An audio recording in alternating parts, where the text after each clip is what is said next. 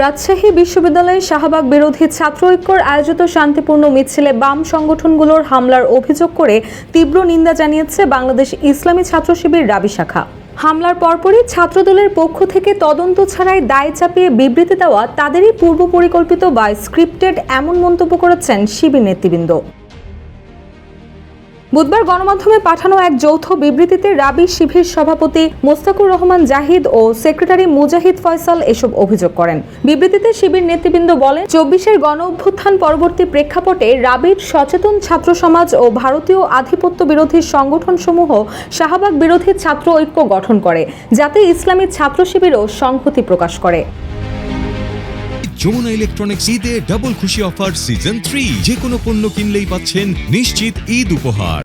বিবৃতিতে আরও বলা হয়, গতকাল 7:40 ঐক্যের শান্তিপূর্ণ মিছিলে অংশগ্রহণের পর পরিবহন মার্কেটে সমাবেশ চলাকালে ছাত্র ইউনিয়ন, ছাত্র ফ্রন্ট ও ছাত্র মৈত্রীর নেতাদের নেতৃত্বে বাম সংগঠনের নেতাকর্মীরা হামলা চালায়।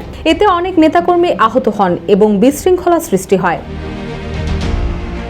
ছাত্র শিবির জানায়, আমরা এই হামলার নিন্দা জানাই ও দোষীদের বিচার দাবি করি। তারা নিজেদের কর্মসূচি 7:30টায় ঘোষণা করলেও ইচ্ছাকৃতভাবে 8:40 মাঠে এসে হামলা চালায় এবং পরে নিজেদের ভিকটিম হিসেবে উপস্থাপনের চেষ্টা করে।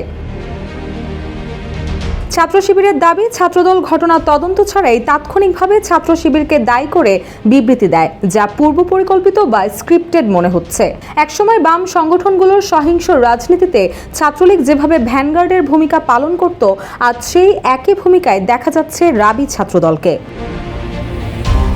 এছাড়াও ছাত্রদল সহ সকলের প্রতি আহ্বান জানিয়ে বলেন, দায় চাপানোর পুরনো খেলা বন্ধ করে সুস্থ ধারার রাজনীতিতে ফিরে আসুন।